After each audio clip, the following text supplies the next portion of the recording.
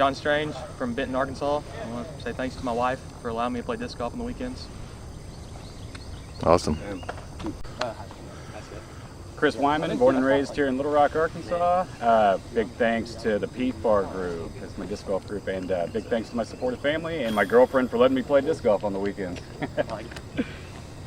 All right, I'm Michael Williamson. I'm from Little Rock, Arkansas, and I'd like to thank Chris Wolford for putting all this on for us. Gotcha, buddy. Thanks, Mike. Hey, what's up, guys? My name is Stephen Riemar. I'm from Little Rock, Arkansas. Thank you to United Traders Disc Golf and Chris Wolford for putting this on. Whoa, that's my... The only thing I can think of, if you want to change it, is the mode. All right, guys, welcome to the 2021 Match Play Semifinals here in Little Rock, Arkansas. My name is Stephen Riemar. I'm joined with my co-host, Michael Williamson. We're going to do a little commentary over this. The format of this, we're playing two doubles groups. Me and Michael are actually playing against one another match play, and John Strange and Christopher Wyman are playing against each other as well. Hole one looks like we have a 285-foot water on the left of the basket. Backhand seems to be the normal play, but John's going a little off the rails here.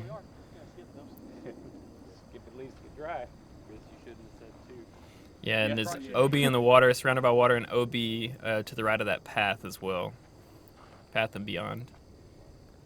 And this is actually the first time I'd ever seen Chris throw the disc, and I was surprised at how smooth that just glide all the way around the right side straight to the basket. It was very smooth. That's ideal. And just so you know, too, they elected to go two off the top on this hole, but me and Michael did not. We just left it up to the groups. And we see Chris here doing the exact same thing twice in a row. I was very impressed to see him just get up there, throw two perfect shots right into the basket. It's a great way to start. Oh, boy. And then we have this. It's a slight early release. I think I had a little bit of nerves going on with me. I'm not quite sure. I just messed it up a little bit. And we have Steven here, knowing that I had a pretty slim chance of a three. Basically, I was about 60 to 70 short when I went out of bounds, so I was looking at a pretty tough three, and he was basically just making sure he didn't go out of bounds with that shot, because we are playing match play, so it's point per hole instead of stroke play, so it really doesn't matter if I get a 4 and he gets a 3, he still gets the point for the hole. Yeah, since Michael had to go from way back here, I could really just play for a 3 unless he cans this, because this would be his par save. So it's a little bit different strategy going into match play. I really like that style of format, because you can be really aggressive in times that you feel like you need to be aggressive, and really reserved in times where it doesn't matter.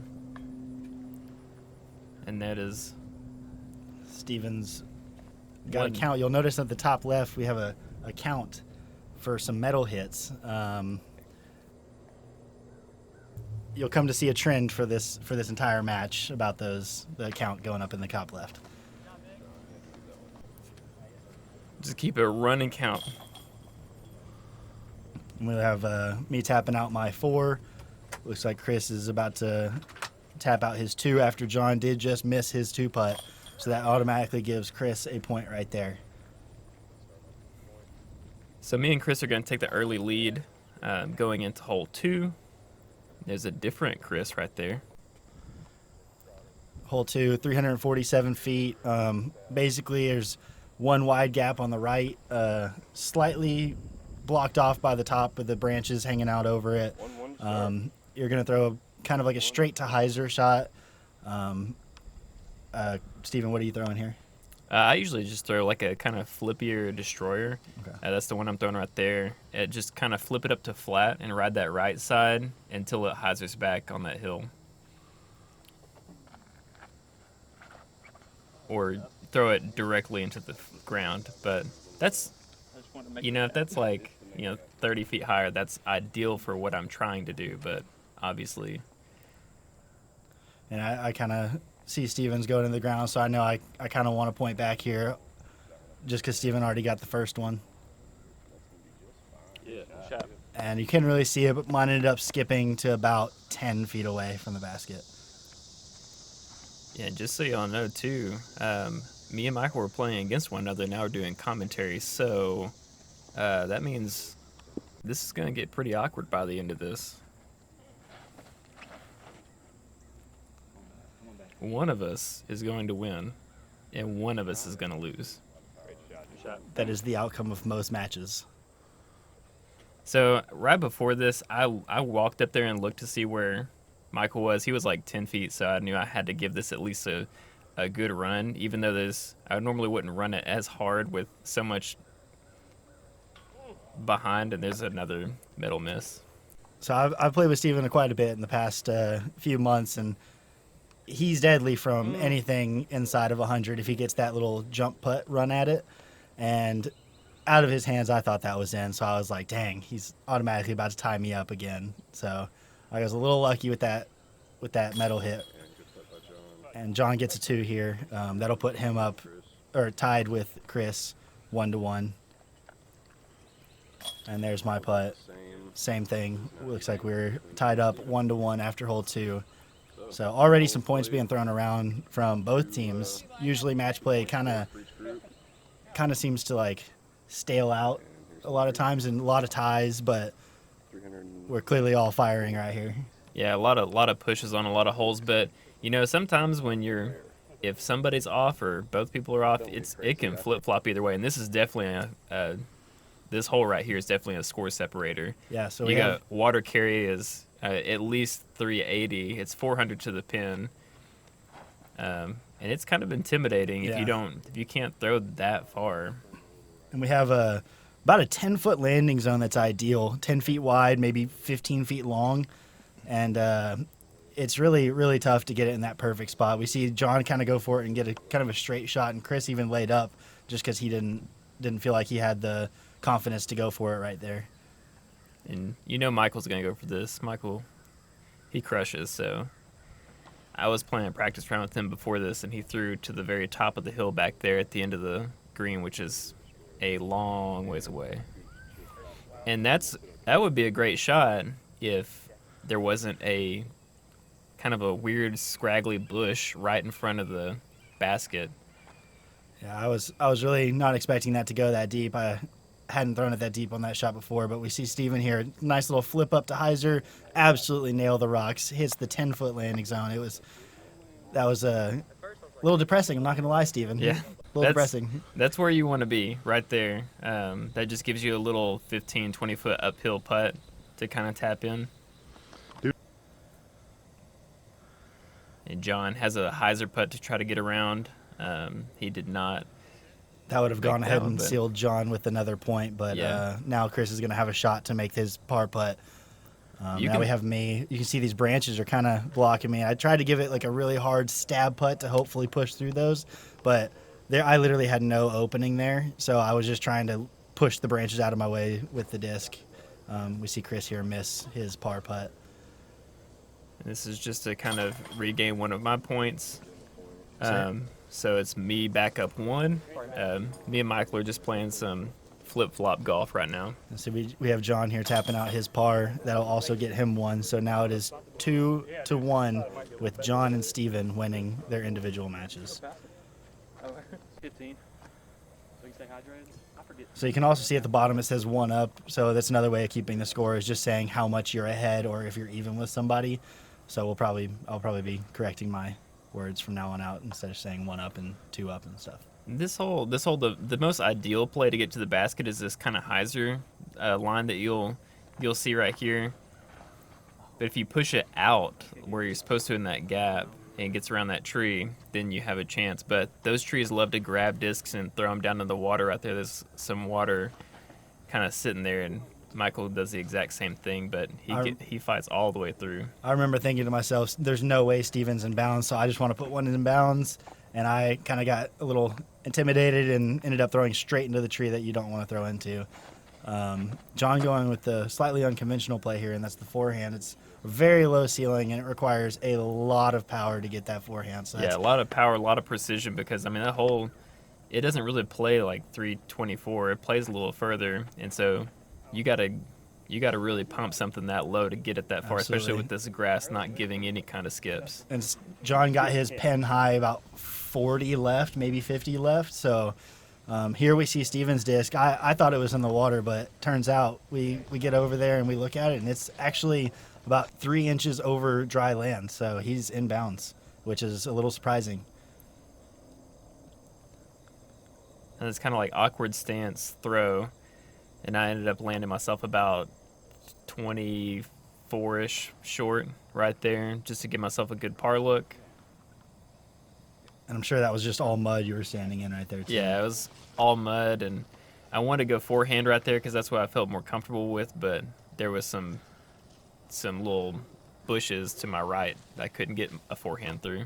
We have Chris laying up a forehand about 30 feet away. Here's John's birdie putt. It looks like he is looking at a 40-ish footer.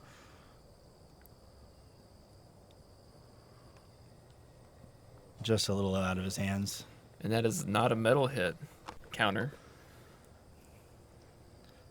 So this, I just know I need to make this just to keep myself at 1 up. And I swear I thought that went in. Out of my Steven hand. Already at 3 metal hits and 4 holes. I've only made 1 putt He's only made 1 on putt. hole 3. I just hit a little high, I guess, but I felt like it was low enough that it should have kind of stuck in. It just pushed straight back out. Michael capitalizing with the par, takes it, makes it all square again. So we have 4 holes here, and we already have a point on every single hole for both teams. That put John's up another point. He's up 2 up now on Chris. Yeah, where are So the bushes at? This is match play. we most match plays do not go this way. This one's kind of strange. Yeah. Okay, so this hole right here, this is a pretty big hole.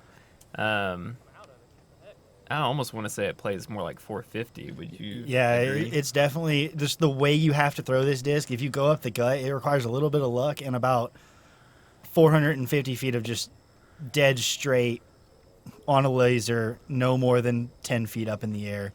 Most people are going to be going for that forehand route, which is actually wide open on the left there. You can't Yeah. really see it from here, but it's a wide open gap. I choose the backhand because I don't have that cool of a forehand. Yeah, if you go the backhand though, you kind of have to get a little lucky. There's not really much of room to get through right there. Michael found it though. Yeah, I got really lucky there. I actually missed my gap by quite a bit. I meant to hang it out way more left than that, but it got fought through to about 50 feet. Steven here has actually a cannon for a forehand, and I have seen him get to within 10 feet of this hole on multiple occasions. So didn't do it there, so I was a little nervous whenever I saw him throw, but I got a little lucky, and he turned it kind of over. burned just a it little over, bit, yeah. And so now I just kind of want to like throw something low, skip it under the tree. I got a low ceiling with those branches. Kind of want to skip it around that tree trunk, and I ended up putting myself directly behind it, which is a really poor effort. It was pretty funny to watch. All 3 of the guys that went forehand had the exact same upshot. So it was really kind of interesting to see how they all played off of each other. Steven burned his, Chris threw his a little high and left. So it's just kind of the opposite throw exactly right there. And we have John going with another forehand as well. Let's see if he can kind of throw one down the middle. And it looks like he kind of matches Steven there. Yeah, he was like, I think he might have been a couple feet behind me actually. Michael with an actual pin high open look for his 2, this is a rare 2. And he got pretty aggressive with that one. I imagine that he would have been a little safer since I had a pretty obstructed putt for par. I guess that gives you a little compliment there, Steven. I expected you to make this putt, so I just went ahead and went for it. So With my metal hit counter so far, the way it is, my confidence is pretty low in myself at this point. And just low out of my hand. another metal hit. Another metal hit. I really assumed Steven would make that putt, guys, from there. That's why I kind of went that aggressive run, just to kind of guarantee my point at with a 2. We see Chris here nail the 15 to 20 footer. Or actually, he might have been 25-ish, 30. Michael from like 18 gets it back to. No, he's 1 up now. That gives me 1 point. Yeah, on you. you got the last 2.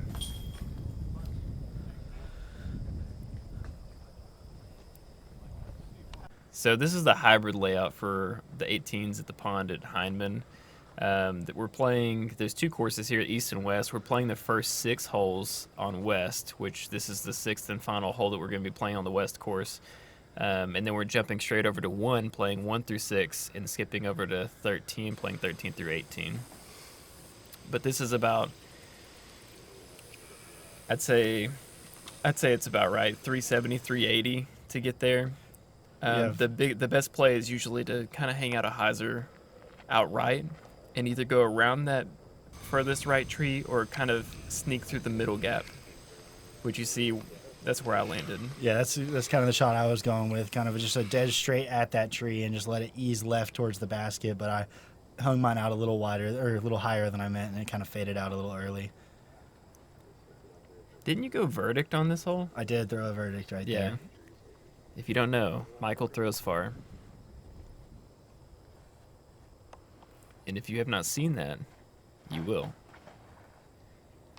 John throwing I believe this was a destroyer. That is his destroyer. And he went out the outside gap, which is a little harder to hit, honestly, because there is some low-hanging stuff there. Yeah. I like to kind of sneak it in as close to the left side of that farthest right tree as I can. Yeah, when y'all saw his disc come in, you could see the limbs hanging down, which can easily catch a disc and drop you to about 30 to 50 feet, depending on where you hit. Also, a common mistake there is to throw it way deep of the basket, trying to avoid those limbs. That was a good run from Chris because he knew he had to make that since John was right there.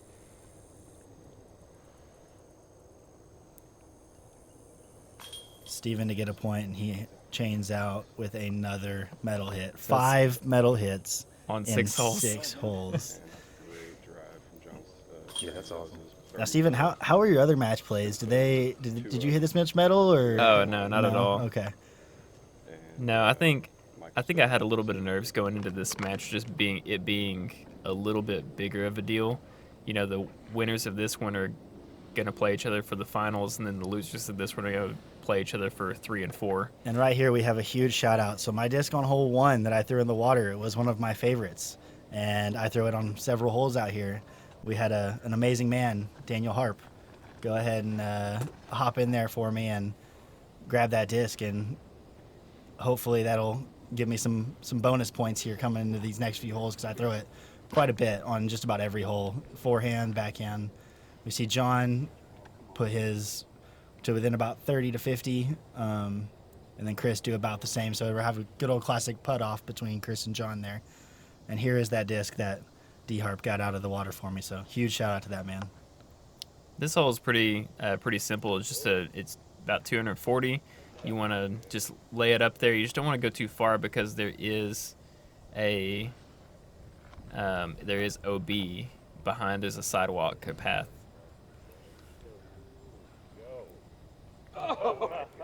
So it looks like from here, me and Steven both put it to within about 10 feet. So we kind of walked up there thinking we were going to go ahead and tie. But once we got up there, we noticed Steven's actually landed, I'd say, an inch, maybe 2 over that cart path. So that was really unfortunate to have that happen. And that almost rolled OB right there. Yeah, I was like a few inches on the cart path. It was pretty unfortunate. I haven't done that in a while. Usually I ace run with that verdict in it. And I knew, I didn't even know that would count as a metal miss. I wasn't even trying. I knew that I was going to lose that point anyway, and I just walked up and threw it out of frustration. But that just gives me another metal miss. That's the glory of match play, man. Like, it's one hole, you get 1 point. So, like, that missed putt really had no effect on anything else coming up. So, yeah. And here we have John staying 2 up, and I stayed 1 up. Actually, that might be my You 2 shouldn't up. be 2 up Yeah, at this so point. after this hole, that'll be 2 up for me, getting that hole off of Steven. So at this point with 2 up, are you feeling confident, like you have momentum, or are you feeling like there's still a lot of golf left? Yeah, so I've never played in front of anyone watching or a camera or anything. That was pretty new to me, so I didn't really adjust to that very well. And so I had some nerves coming into it, but then by about this point, I started getting a little confident. And then with this throw, kind of ensured that, like, all right, I'm throwing pretty well. I actually thought that you skipped further than that. I didn't know that the grass grabbed that as much. And then Steven, seeing mine, just decides he wants to do the exact same thing and put it within about 15 as well. And those are two pretty ideal drives on this hole. You kind of want to land actually on that side. That way you don't have as much of a death putt. If you land on the green, then you kind of have a death putt going off of the green on the bottom side of that hole. I mean, you parked the other one, looked like. And we see John here kind of grip lock it, probably trying to put a little extra power into it. Turns it just a little bit. And we see Chris here do the same thing. I don't think there was a headwind in this hole. I'm pretty sure it was pretty calm all day for the most part. So it might have been just a slight misrelease from those guys. But now they're going to have a slight approach. Yeah, just a couple up shots. Yeah. Chris puts his pretty close. John's got the decision on whether or not he wants to, give this a bid and get a point, or if he wants to just lay this up and push it.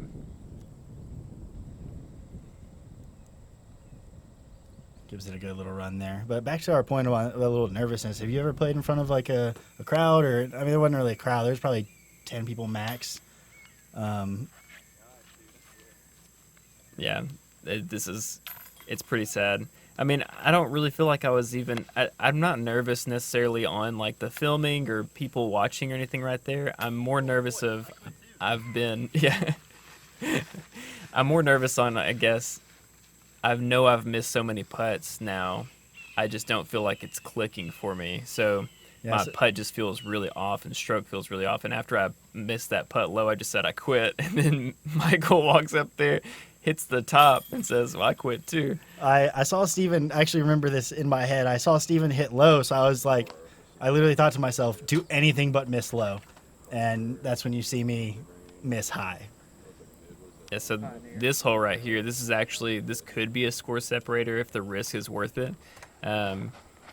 Most people are going to lay up. There's a pond here, about 280, 300. Yeah. You don't want to go past 280 probably, or you run the risk of going in that little pond.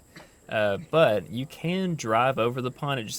It's a sneaky gap, and there's a lot of low-hanging limbs. It can claim some discs. I know that Michael has done it plenty of times, but at this point, being 2 up, he probably wasn't feeling like the risk was worth the reward. Yeah, it's just a very touchy shot, and a lot of times you end up hitting a branch that you couldn't even see that's hanging out over the water. So it's double trouble. You hit the branch, then you drop straight into the water, which is an immediate 4 if you can approach from there. So it's a very tricky hole if you do decide to go for it. But here we see all of us did the layup, and I was the first to approach to about 20 feet away. Now we have Chris. I think we both threw pigs here, so good for us. And his is much closer. With the putting that's been going on this round, none of us want to leave any sort of a putt coming up. It's just kind of getting to all of our heads. All of us knew we weren't putting well. I think all of us had a little bit of nerves, so like we were all wanting to put it in really close. And see Steven there turn his up a little, John there turned his up a little bit and hit a tree. I know we're both redheaded, but we don't look that close. Accidents happen, Steven. So that's just a P2 that I threw up. I felt like that would be the best disc, and I left myself a 4-footer, and I'm glad that I did that so that I definitely wouldn't miss that one. I don't think we're going to see a medal miss on my account on this one. I really do hope that we don't, but unfortunately, we do have another one for John. John and Steven are at 4 and 7 apiece. I went into this putt thinking, okay, you missed the last one, easy 20-footer. Let's go ahead and can this.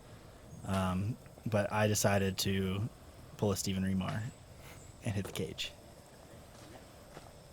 I forgot that you even missed that, actually, until watching this. Those nubs kind of pulled you out. I wish I could use that excuse. I mean, it was low. It wasn't a good putt. Yeah. It could have snuck in, but the nubs kind of yanked it out. I think still. I'd prefer to just hit chains there, though. Yeah, yeah. And not chain out. No chain outs.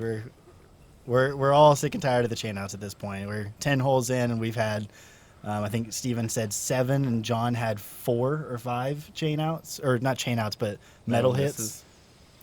This is one where you just throw a 350-foot hyzer. Just make sure you don't saw it off because there is OB on the cart path to the left. Also make sure you don't yank it to the right. Which is Into what the I trees. did, but luckily I have a very stable disc there, and it does nothing but go left for me. So me and Steven are looking at another putting battle from about probably 35 each. Yeah, probably so. I think I actually might have a little less. That's right. We actually did range find this because neither of us wanted to putt first. Yeah, that's true.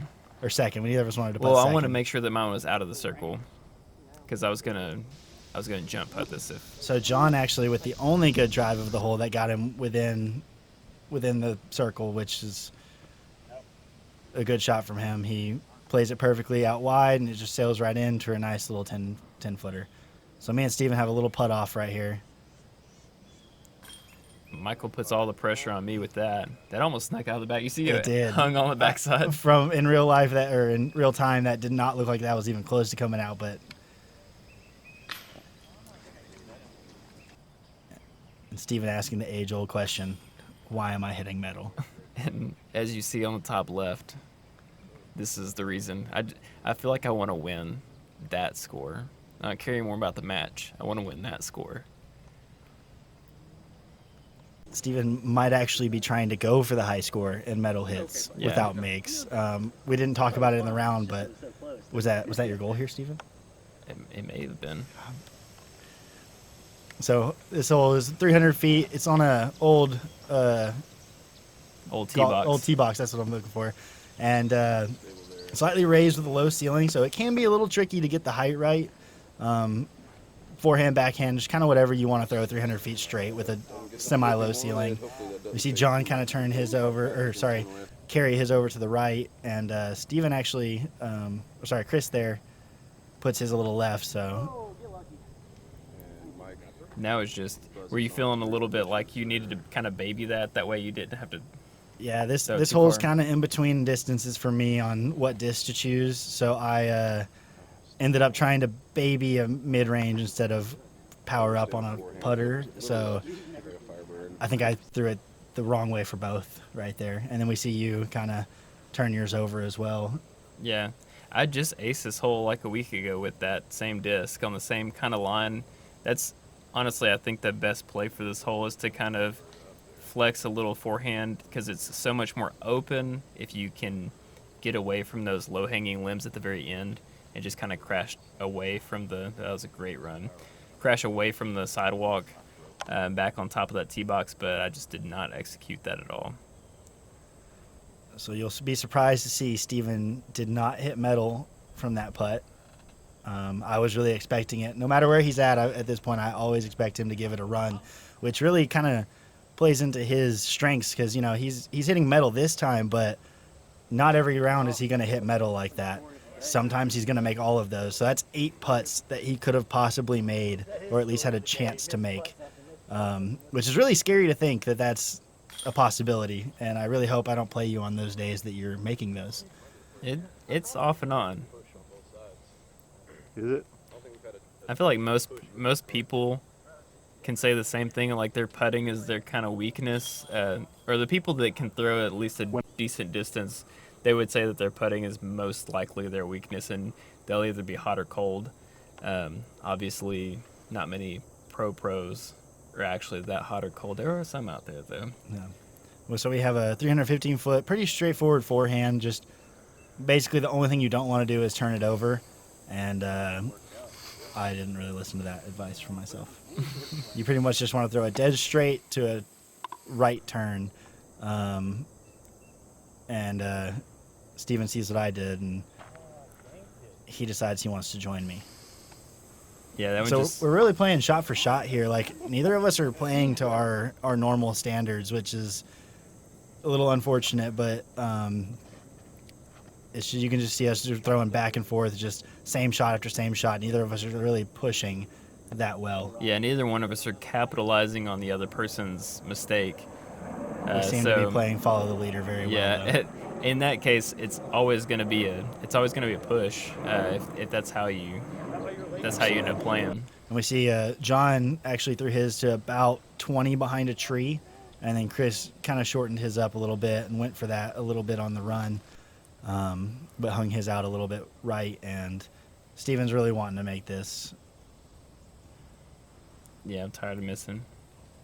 I didn't hit metal, though. Out of his hand, I was standing right behind him. Out of his hand, it was on target the entire way, and just the last second dropped right below the basket.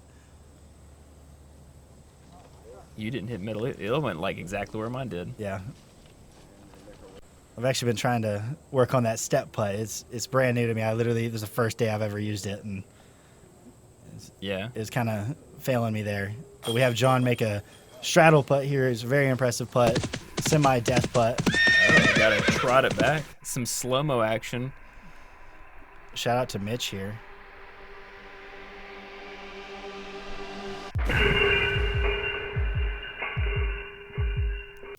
Love the heartbeat sound effect. Got me so excited. If that's not the most intense thing you'll watch all day, folks, then I don't know what could be. Those good old 25-footers. It's the music. It really just got to me. I watched him make that putt right before, but I still had doubt that was going to stay in. Yeah. Even though I had just watched it stay in. Y'all aren't seeing this right now, but Michael's actually tearing up. So beautiful. John throwing his right down the gap, but unfortunately gets a little bit carried away on that right side to about a 35-footer, and Chris hitting that tree. He probably really wanted to capitalize on making that real close so he can get a point back here. Yeah, this is honestly a must-get hole. This is very forehand friendly. There is a couple backdoor hyzer lines if you throw backhand, but you're thinking you got to make this one if you can throw a forehand mid. And Steven actually throwing a decent shot here. Right down the gap. He'd probably getting a nice little forward to right skip. Probably would have been within 20. Yeah. There is a manhole that you actually cannot see from the tee pad. If you rewind it a little bit, you can probably see it from that spot again. You can't see it from the tee pad, and he just hits it with the little low shot. And it was really bad luck, if we're being honest. That's not something you really go planning on. You can see it right there in the bottom right. So I'm thinking I really want to make this. Too bad that I hit another piece of metal on the... So we are on 13 holes, and we have 9 metal hits for Steven. And John to go up another point on Chris.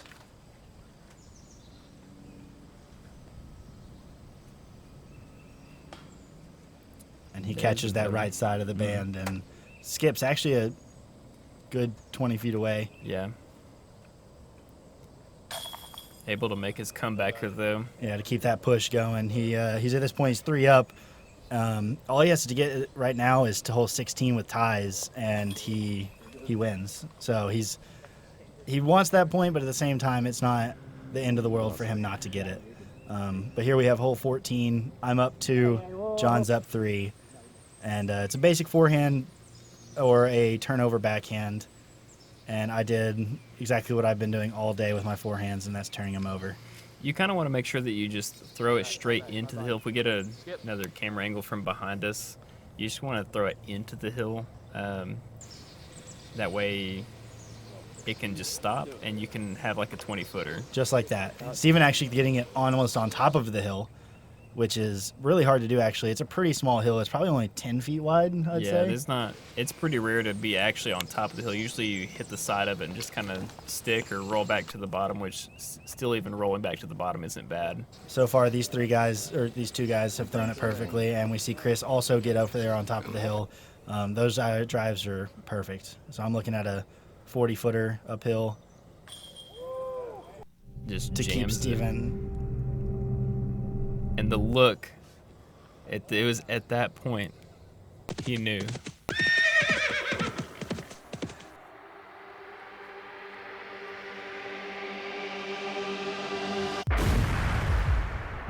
with the explosion noise, people. I knew that I really needed to get a point right here, especially since this next hole is definitely a Michael-friendly hole. I knew that I definitely need to get a point here just to kind of lower my loss.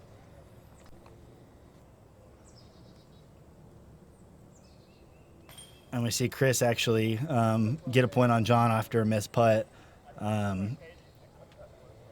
which is honestly huge. Going into these last few holes, there's only two more holes that Chris needs. That way we can. Shot here. Yeah, there's only 3 more holes that Chris needs to get back on tied, so he really needs to get these next 3 holes. Right here we have a form check on Chris. We see nice and outreached all the way, getting that full potential, getting low on the swing.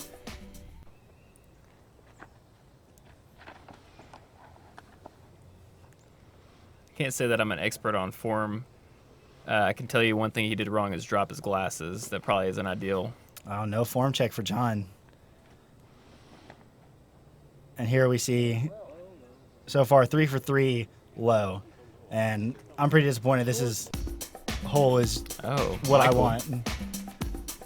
All right, so starting the disc, and right there you see the disc not leave its spot. Yeah, it's pretty good.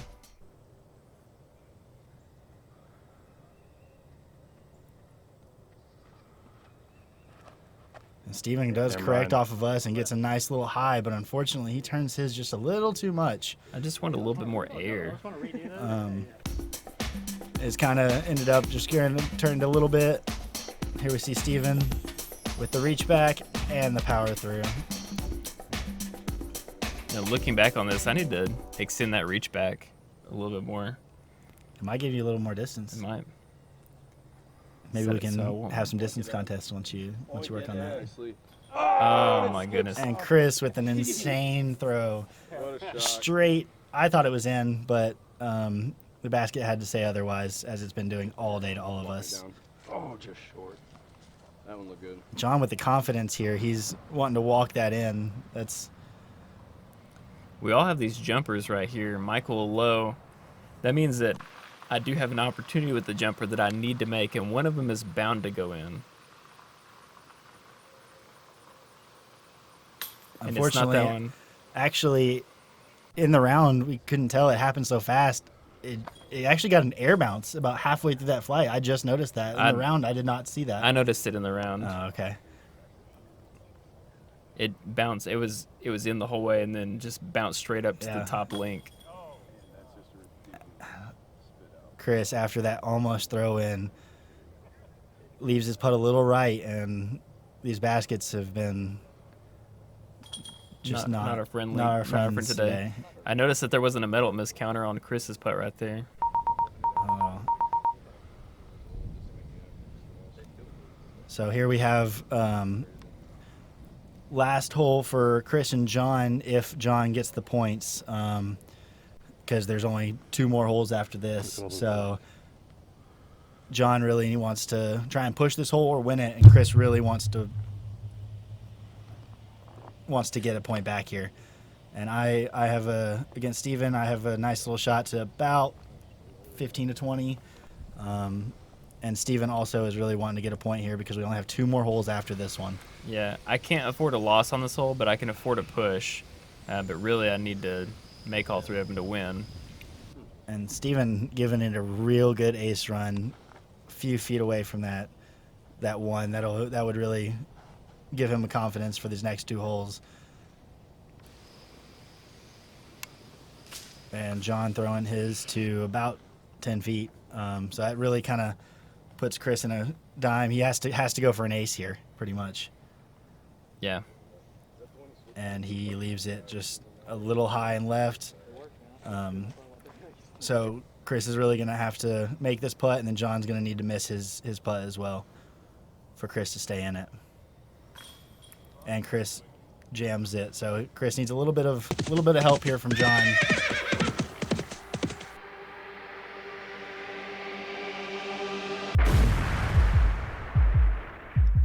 Great looking putt. putt good there. putt. Great looking putt. So Steven here with about a 20-footer. And unfortunately, he misses. So I have to make this to end the match. This will put me for the win. There it is. And that gives me the victory over Steven. And now we have John here having to make this putt for the win. And he also cans it. So we have two teams here, two matches here that both end actually on the same hole. Yep. And so that means that John and Michael are going to be playing from Persimmon Ridge Longs. And then me and Chris still have yet to come up with our location to play next time. But thanks for joining us, guys, and be on the lookout for the next coverage for the finals, actually. Great doing this with you, Steven. Oh, yeah, always. Thanks to Mitch Trotter as well. Yes, absolutely. And Chris Wolford on the catch cam. Attaboy, Chris.